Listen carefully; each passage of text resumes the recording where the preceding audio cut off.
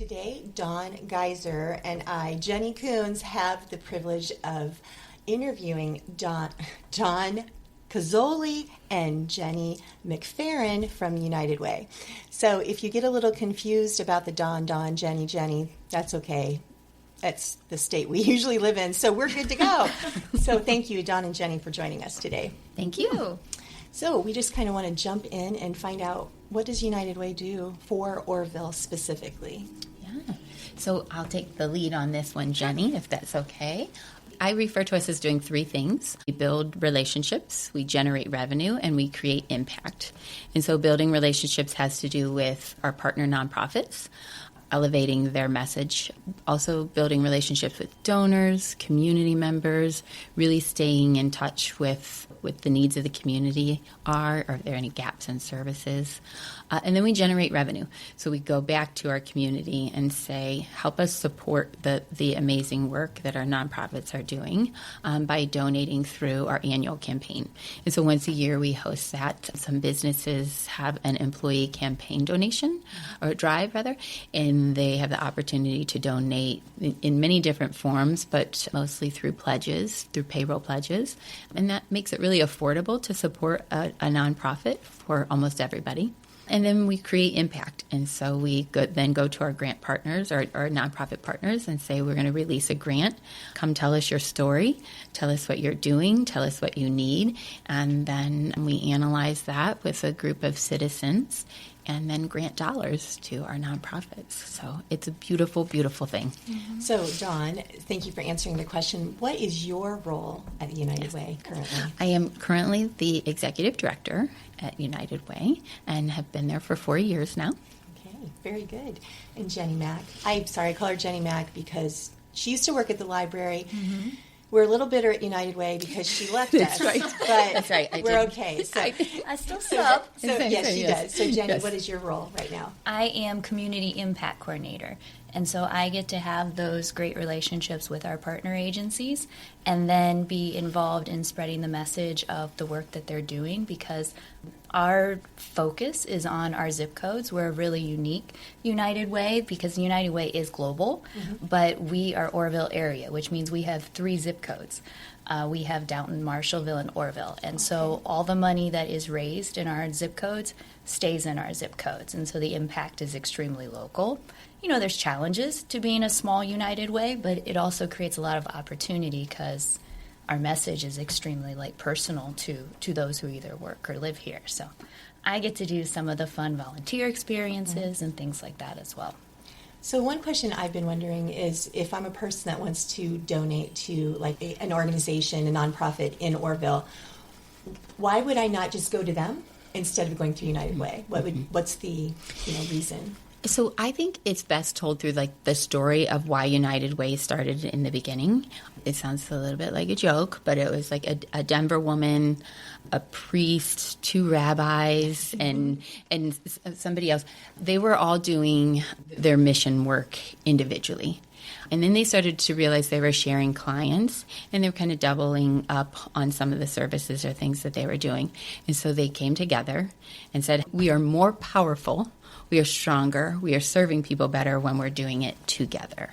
And so they created what we know now as United Way. It's been known as the Community Chest, which you might recognize from the Monopoly board. Mm-hmm. The United Fund, and where we are right now, the United Way. And so I truly believe that your dollar supports your nonprofit amazing.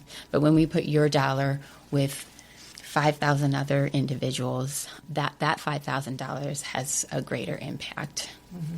How many nonprofits, do you know a number for how many that you're able to help in a year's time?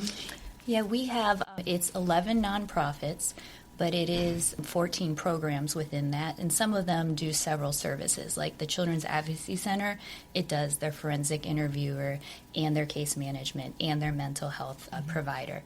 And then we also have 7 Percy programs. So there's 21 programs in total that are supported by the local Orrville Area United Way. It's $400,000 in grants is what we give out to our partner agencies. Mm-hmm. And then we have about another $50,000 that goes into the Percy programs. And then we also, if somebody wants to designate to a very specific nonprofit that isn't one that we are that's considered a partner, they absolutely can do that because we appreciate that people trust us with their dollar. And so if they say, I want to support Stir Up Courage, we also have some local nonprofits that we support because people designate. Okay.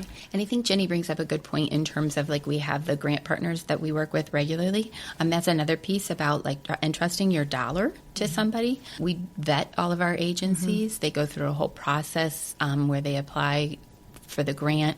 They have the application, their financials, and then we have a group of citizens, 12?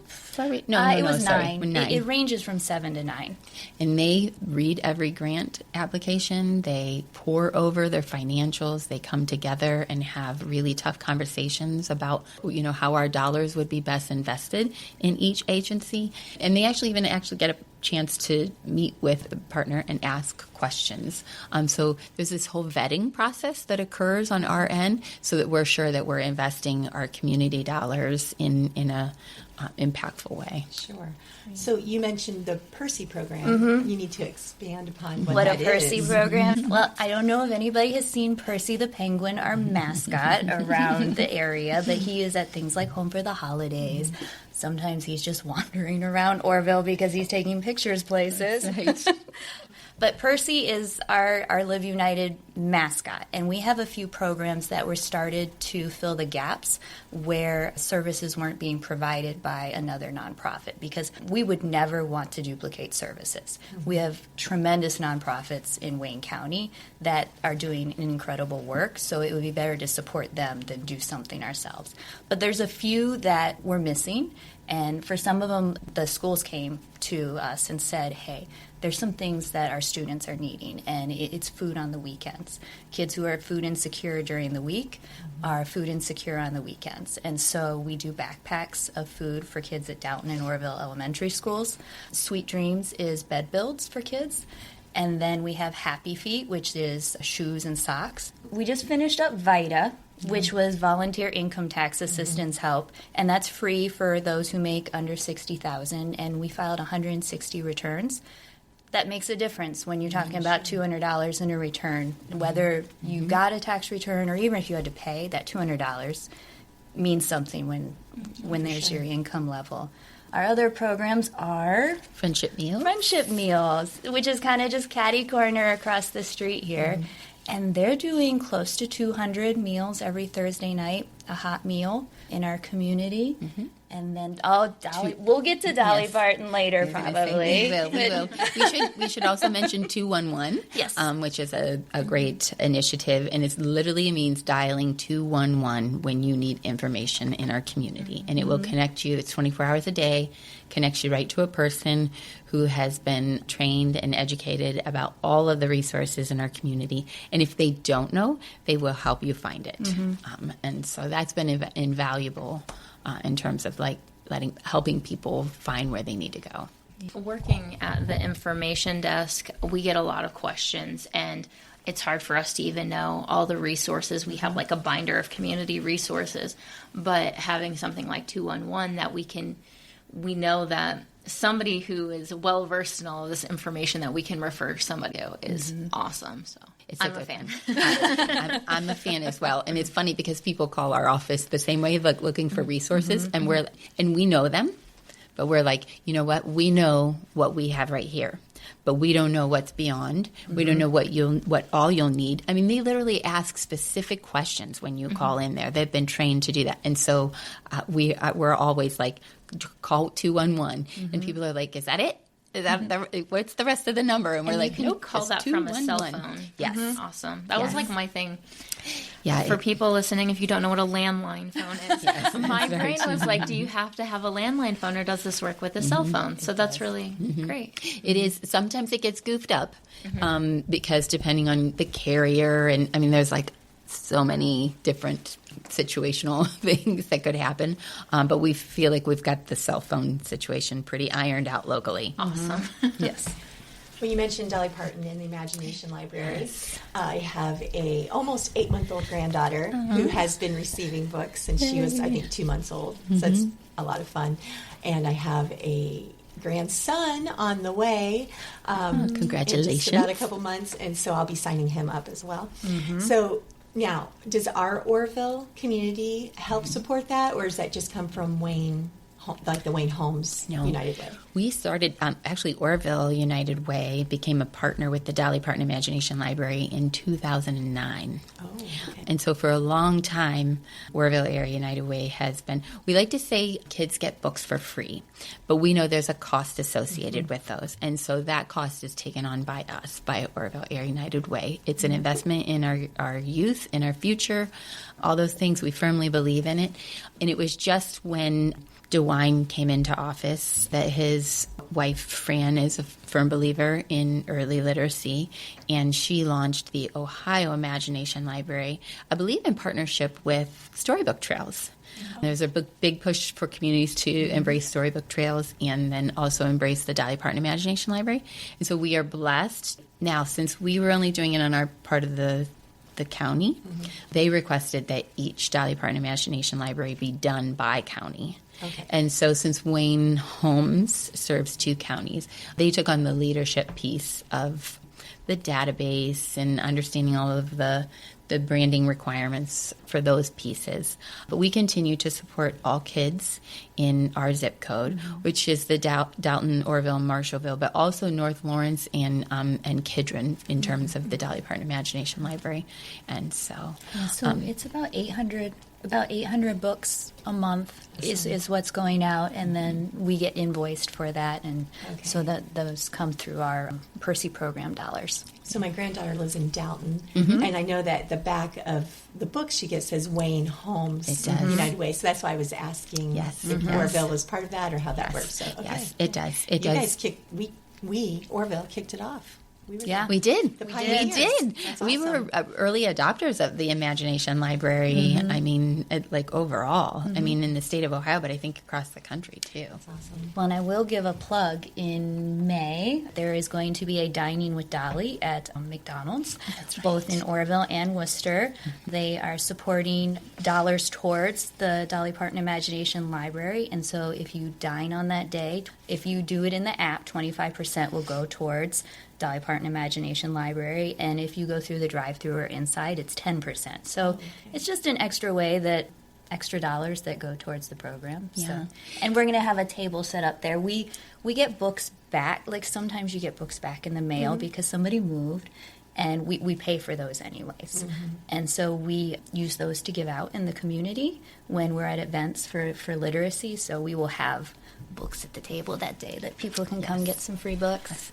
And we do, like Dolly Parton, probably will see more fundraisers for the Dolly Parton Imagination Library, because currently the Ohio Imagination Library does support us at about half the cost for each book. We also do a letter to graduating kiddos that says, hey, this was a great experience for you. Would you consider supporting another child at $26? So we pay $26, which means the Ohio Imagination Library pays $26 Per year. So per year. Sorry. Should those funds ever go away, we would resume taking on the full cost of the book. And so we always want to be very aware of the financial side of the program. When you said I thought you said dining with Dolly. I thought she was coming. Wouldn't that to be Orrville. amazing? I was like, we have a life-size cutout. We do. And I will take that with me. Yes. So you can come get a So you get a picture picture with her? You can get a on picture. Thursday, May 9th from 4 to 8. Yes, Okay. and so you can get a picture with her. It is life size. She has I don't a know if you wonderful know, ring. She's petite, so Yeah. she's just an amazing person. oh she truly is. Like have you been able to meet her? I have. I actually had got the opportunity to meet her, but even more so, like when I came on and was trying to learn more about the Dolly Parton Imagination Library, she started it because, first of all, her dad was illiterate, and she watched him struggle for most of his life with reading. And she's very community focused and community minded, and she found out that the graduation rate in her school district where she was raised was abysmal. I can't remember. I'm going to say like 30 to 40%. And she was like, why? And so she literally started the Dolly Parton Imagination Library to address kids learning to read earlier and earlier. And she said when her dad passed away, like right before he passed away, he told her that he was most proud of her for starting the Imagination Library. Not for her singing, not for all of her other philanthropic work, but for starting the Imagination Library. That's amazing. So if someone in the community wants to get involved with United Way, volunteering or whatever, how do they go about contacting you, or how do they do that? They could visit our website, and there is a contact us. They can call our office, and we have a lot of different capacities for volunteers. We have board membership, so if you're interested in like assisting with running the organization, understanding policy, all that good stuff, that's the place for you. We do look for community volunteers for our campaign, because there are only 3 of us at the Orrville Area United Way, and when we're talking about reaching numerous businesses, industries, schools, residents in our 3 zip codes, it helps to have people who live and work in the community, that they can go on our behalf and ask for funds to support our nonprofits. And then you could always be on the Citizens Review Committee. This is where, like, my heart and soul lies. I love the idea that these 7 to 9 people read upwards of 20 grants and have discussion on it, and really drill down into it, and really make the recommendation to the board about how we're going to spend our dollars. When this is aired, it will be the Friday after Community Day. Day of Caring. Yeah, Day of Caring. Yeah. So we, since even though it's past, tell us a little bit about what happens during Day of that Caring. Day. Yes. So Day of Caring is May 1st this year, and it had been around before, and then it took about a 10-year hiatus and then Dawn, when she came on as director, it was one of the first things she wanted to do, but it was COVID. So people were not getting together. Yeah. And then when it was like, oh, people are getting together, it was this is the year. And last year it came back. It was amazing. We had 150 volunteers, 22 projects, 15 businesses sent groups of people, and then there was just individuals. And last year we focused on our nonprofits and went out and just did all sorts of things, whether it was painting or yard work, Mulching. barns, mulching, Yes, things like all sorts of things that like take manpower. And it was an entire morning of everybody out there serving their community. This year we extended it to residential as well, and we have a couple residential projects that we're going to do. One's pretty large. And then we also added Sound the Alarm, which we are partnering with the Red Cross to do smoke alarm installation for anyone who either doesn't have one, it's 7 years or older, or doesn't work. And the Red Cross will do the installs because they are certified to do that, but we are helping get them connected to the community to do that on that day. And we've had a lot of seniors who are registering for that. And so lots of different avenues. It's a great way to get involved and volunteer. Yeah, that is amazing. At my house, people know when dinner's done because the smoke alarm goes off. So that's what ours is used for. Our smoke alarm is incredibly startling, and my cats usually go running. Do you ladies have anything else that you want to put a plug in or make sure that the community knows about United Way? Or where are you located is a good idea. Oh, yeah. We're on Main Street. Okay. We are between PNC and City Hall? City Hall, like right there on Main Street. We look across the building at Post at all the wonderful animals in the window. We used to be kind of hidden around the corner on Market, and so we moved to Main Street because we like when people stop in and say hi. What are your hours? Yeah. Are they fluid? Yes, a little bit, ish. And yes, With a small staff, Yeah. like if we're out in the community, Right. we will put a sign on the window that says, we're out in the community, give us a call. I'm usually there by 8:30, and somebody's there till 3:30. Fridays, we'll often work from home, but we always would do something by appointment. But like part of my job is I do insight visits, supporting impact through engagement, and I visit our nonprofits every month, and I visit one every month, and then do a whole like here's who they are highlights all month, so people know. So we're not always there, Right.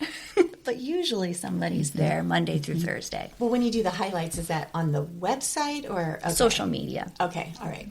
Very Yeah, good. we're on our social media accounts quite a bit. But I did want to say another volunteer thing is, and this came out of Day of Caring, was helping our businesses and our local community connect to volunteer opportunities with our nonprofits. We are a connector. We like to be a hub. Nonprofits are in the work of doing nonprofit work, and they are so focused on what they're doing that sometimes they don't have the time to do those other things. We can help connect them to each other and partner their resources. And so we'll have businesses say, hey, we have a leadership group coming, and we'd like to send them somewhere. And so I have a group that I say, I have volunteer opportunity here. Who needs volunteers? And nonprofits can often use volunteers. So in 2023, what was your impact in Orrville? Do you know the numbers of how many people you served? Well, we said our number when we counted, but we forgot to count friendship meals. We did. Was over 10,000. But friendship meals does 200 meals a week. They do 3 Thursdays a month, so 600 times 12. So there's another 7,000 right there. So around 17,000. Oh, that's amazing. And that would include Downton and Marshallville as well. And it's important to note that too, because when we talked about your dollar and why spend it with us, is because we also ensure that we save the money we raise here stays here.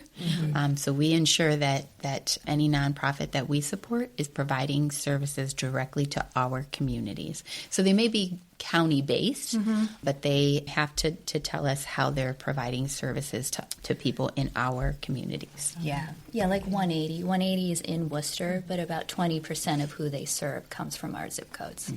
One thing that we often remember to ask people that we interview is, are you reading anything currently that you're loving, or do you have a favorite genre or author that you'd like to share with our library listeners? So the last book that I read was called The Murmur of Bees by Sophia. I'm going to butcher her last name, and it's okay because my last name's Cazzoli. It happens to me often. I think it's Sovina, but it's a really interesting look at the Spanish flu pandemic. And it takes place in real time and kind of tells the story of a young man living through that process, which I kind of connected when I read the cover and was like, oh, this sounds interesting. I've been really identified with it because we had just been through COVID and the similarities of how they were asked. Like even back then, doctors knew, okay, this is spread through contact. Stay away from each other, which a lot of folks didn't understand. And so there was also like a lot of death in terms of the pandemic, the Spanish flu pandemic. And again, it was really an interesting contrast to just having lived through COVID and then reading about the Spanish flu. And then there was an underlying story. But mostly identified with the trauma of COVID. Yeah. I read a bit of everything. When I start a book, I have to finish it. I'm one of those. So I do a side gig with Smuckers that I do like various, I'm a coffee taster, like different things like that. And so I will spend hours in a booth. And so that got me to get a Kindle. So I have like my snack bites, like things that I read that are always on my Kindle, like James Patterson and Janet Ivanovich and Jenny Hunt, because those are like quick bites of something that I can do. But when I'm like reading, I enjoy something a little more. Like I read The Orphan Train recently. Oh, that's a good one. And that was like pretty amazing. Yeah. And then the Book of Lost Names was really good. Oh, I haven't read that one. But the one that stood out, have you read Free Lunch by Rex Ogle? Oh, I remember you talked about this. That one hit me hard. He writes from his 6th grade perspective of being on the free and reduced lunch program in a school where a lot of the students were doing well. And what if to say I'm on the free lunch, and just the various living in that the stigma, and the anger and just the different things that went on in his life. But like there was this thread of like just hope. But I love because he writes from his 6th grade self, and it was a beautiful story of understanding. Well, I want to give you permission, Jenny Mac, to not finish a book you're not enjoying. I know. Me too. We had this discussion. Life is too short to spend on a book that you do not like. Yes. I mean, I give you permission to put it away and get something else. There's shame on me if I'm like into it and I'm like, I skip to the back like 3 chapters and read the last 3 chapters. If like something that's that gonna you hate. Yes. Yeah. I'm going to scrap what's in between, and then I feel like I've finished it. Yeah. But I haven't really. Yeah. But then they have some closure. Right. I support that. But I used to be that way too. I used Were to be you? like, if I started a book, I had to finish it. Yes. It was like, I don't know if that was ingrained in me for some reason in school. I don't know. But now I'm like, this book's terrible. You'll and close so it yep. My to-be read list is way too long to waste time on a book time. I'm not enjoying. I just got a new button that says "Bury Me" with my TBR, my to be read. Yes. Exactly. I like that. Exactly. Yeah. Well, ladies, thank you so much for joining us.